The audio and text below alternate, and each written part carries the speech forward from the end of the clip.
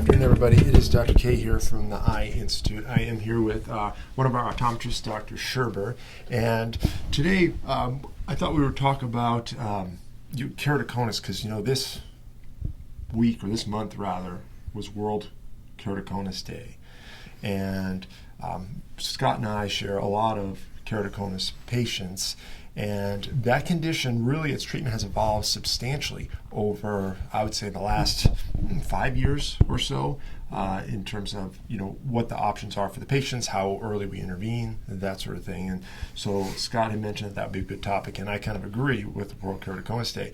So, Scott, explain for me a little bit, what keratoconus is, and I'll add in too, but how would you describe it? Sure. It's a disease of the cornea, the front lens of our eye, and there's some biomechanical instability, and I explain to patients kind of like think of a balloon or a tire with a weak spot, and that weak area will bulge out for various reasons, and that leads to a very irregular shaped front lens of the eye, which leads to very irregular distorted vision. And unfortunately, it's a chronic progressive problem, and patients' vision can get so distorted and irregular they really lose the ability to function at times. And in the past, corneal transplant has really been the only surgical option. Right, for decades, right. And even up until the point that I completed my training, for this bulging and this cone, keratoconus. Kerato is referring to cornea, and conus refers to the cone that develops. This cone shape on the cornea was, treated initially with glasses, but those didn't last very long because glasses don't provide enough correction. And then soft contact lenses, then hard contact lenses. And then right after that, if you didn't fit into a hard contact lens anymore, then you went straight to a corneal transplant. And really, the transplant worked very well and still does work very well as a treatment option, except that it is a huge surgical intervention. And the recovery can be up to a year long before the patients are getting back to where you want them to be in terms of vision. And so we, for the longest time, have been looking for another treatment. You've fit a lot of keratoconus patients in contact lenses over the years. What's been your experience? Yeah, hard contacts or rigid gas permeable contacts can provide fairly normal vision for patients. Historically, we haven't had a ton of options that were comfortable, and that's a lot of the patient comfort is a big deal. Yeah, you're putting a hard piece of plastic on a very sensitive part of the body, and we've done the best we can, and many patients have done well with RGPs, traditional RGPs over the years, but ultimately discomfort, scarring from the contact rubbing on the cone. Leads to this big surgery that you guys do a great job with. So one of the recent non-surgical interventions that has helped patients with keratoconus both before and after surgery, scleral contact lenses, or scleral hard lenses that are much larger, actually filled with preservative-free sterile water, and those lenses allow a much more comfortable fit and provide much more regular vision. So that's been...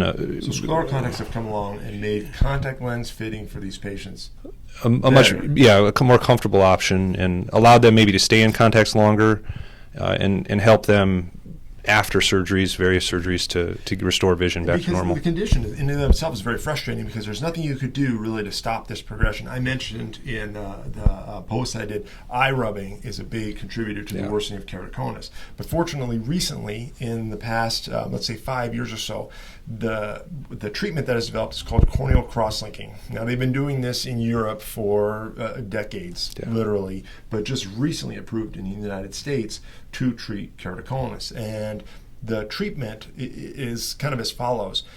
You are basically treating the cornea with a combination of riboflavin solution, which is like vitamin B, and then follow that by ultraviolet light. And what this does is it creates some free radicals in the cornea, which actually bond the stromal fibers, the corneal stromal fibers together and strengthen them. And so then when they're bonded, they don't bulge as easily.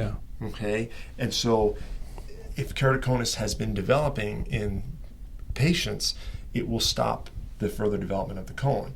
And so that's great for patients with mild to moderate keratoconus, or for patients who have newly been diagnosed with keratoconus, because if you can stop the progression of the condition, then they can wear a contact lens and they never need a transplant. In the past, there was no real stopping the progression, Right. and we couldn't really tell who eventually would wind up needing a transplant and who wouldn't, and you just cross your fingers that this patient wouldn't wind up needing surgery and see them back once a year. Right. Now, if you can cross-link them, especially early on, they don't need a transplant. It stabilizes the cornea so that the cone doesn't develop, and then they can get put into a scleral contact lens, or any RGP that fits, that's comfortable for Right. them, but a lot of times a scleral contact lens, and then they get better vision.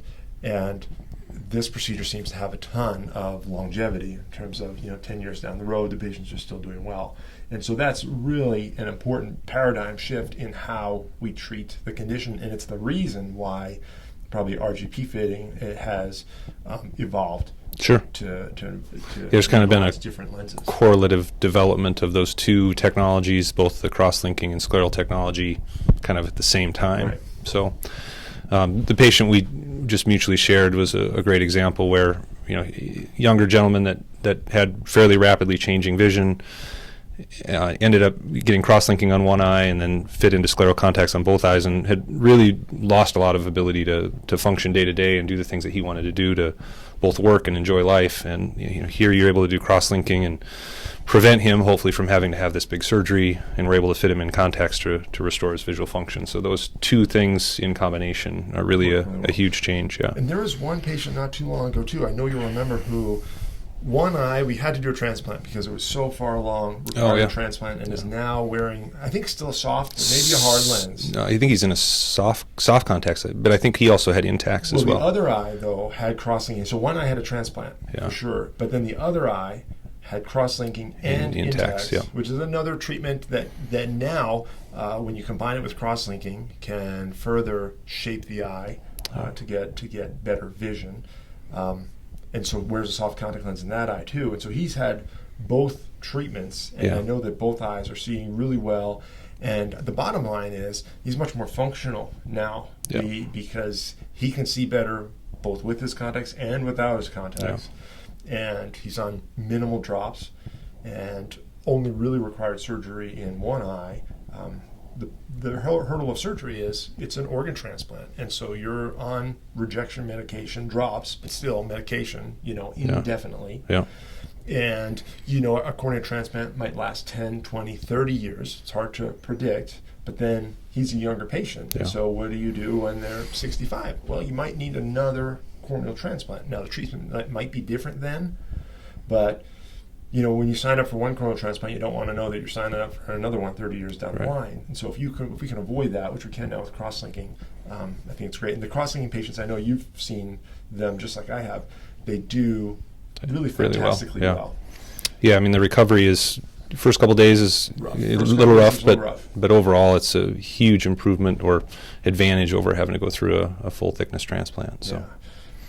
Usually what happens is they'll come into the office for the procedure. The procedure takes about probably an hour and a half, because it's 30 minutes of drops, 30 minutes of the UV light, and then 15 minutes before getting prepped, 15 minutes after while they're here. So the whole procedure is probably about an hour and a half long. And then they go home with a bandaged contact lens. And the first night is kind of rough. It's kind of like a welding burn, I think is how I describe it. But it's only for that first night.